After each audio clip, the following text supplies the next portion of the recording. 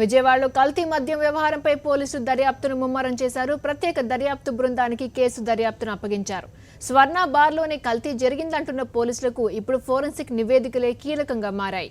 అన్ని కోణాల్లో సిట్ దర్యాప్తు జరుపుతోంది. విజయవాడలో కల్తీ మద్యం తాగి 5గురు దుర్మరణం పాలైన ఘటనపై దర్యాప్తుకు ప్రత్యేక సిట్ను ఏర్పాటు చేశారు. విజయవాడ పోలీస్ కమిషనర్ గౌతమ్ సవాంగ్ పర్యవేక్షణలో 9 మందితో ఈ సిట్ ఏర్పాటైంది. సిట్టుకు సంబంధించిన బాధ్యతలను ప్రస్తుతం డిప్యూటీ ఇన్స్పెక్టర్ జనరల్గా ఉన్న మహేష్ చంద్ర లడ్డాకు అప్పగించారు. ఈ టీంలో ఐఏఎస్ అధికారి సెంధిల్ కుమార్, డీఎస్పీలు T Kanakaraju, M Venkateswararao, CI YB Naidu, K Srinivasarao, Abdul Karim, SI CH Rambabu, Meera సాహెబ్లు ఉన్నారు. ఈ బృందం కల్తీ మద్యం మరణాలకు గల కారణాలతో పాటు గతంలో కృష్ణా జిల్లాలో కల్తీ మద్యం సేవించి మరణించిన వారి తాలూకు కేసులను కూడా దర్యాప్తు చేయనుంది. ఒకవేళ కల్తీ అనేది దీని ఆరిజిన్ మనకు కనుక్కోకపోతే ఇది ఎట్లొచ్చింది, ఏమి ఎవరు చేశారు, దీని వెనకంతా ఎవరున్నారు, మనం ఈ గుట్టు తేల్చి దీని వెనక దీనికి సంబంధం ఉన్న అందరినీ కూడా మనము చట్టం ముందు నిలబెట్టకపోతే చాలా ఇంకా ప్రమాదాలు జరిగే అవకాశం ఉంది. కాబట్టి ఒక మంచి ఆఫీసర్స్ని మెడికల్ లాంటి ఆఫీసర్స్ సెలెక్ట్ చేసి ఒక స్పెషల్ టీం ఫామ్ చేయడం జరిగింది.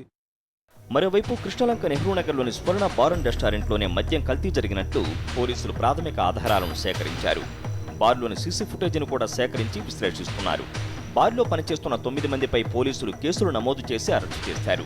మద్యంలో మిథైల్ ఆల్కహాల్ కలిసిందనే సమాచారంతో బార్లో ఉపయోగించిన original choice, Royal Stag, DSP, Gold Admiral, Bagpiper, MC, Imperial Blue తదితర బ్రాండ్ల విక్రయాలను నిలిపివేయాలని ఎక్సైజ్ అధికారులు ఆదేశాలు జారీ చేశారు. అదేవిధంగా కృష్ణా జిల్లాలోని 3 బ్యావరేజీలు, మరో 3 డిస్టిలరీల నుంచి కూడా ఈ బ్రాండ్లకు సంబంధించిన నమూనాలను ఇప్పటికే ఎక్సైజ్ అధికారులు సేకరించారు.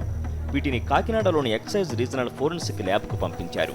విజయవాడలోని కల్తీ మద్యం రాకెట్పై కూడా పోలీసులు దృష్టి సారించారు. అసలు మద్యానికి ఏమాత్రం తీసిపోని విధంగా అవే బ్రాండ్ల పేరుతో కల్తీ మద్యాన్ని తయారు చేస్తున్న వైనంపై కూడా సిట్టు బృందం దర్యాప్తుకు సిద్ధమవుతోంది. ప్రధానంగా నూజివీడు మండలంలోని మామిడి తోటల్లో కృష్ణా, పశ్చిమ గోదావరి జిల్లాల సరిహద్దుల్లో కొందరు అధికార పార్టీ నేతల అండలతోనే కల్తీ మద్యం తయారీ జరుగుతోందనే ఆరోపణలు వ్యక్తమవుతున్నాయి. చీప్ లిక్కర్ సులభంగా మిథైల్ ఆల్కహాల్తో తయారు చేసేందుకు అవకాశం ఉండడంతో కల్తీ మద్యం రాకెట్ వీటిని ఎంచుకున్నట్లు తెలుస్తోంది.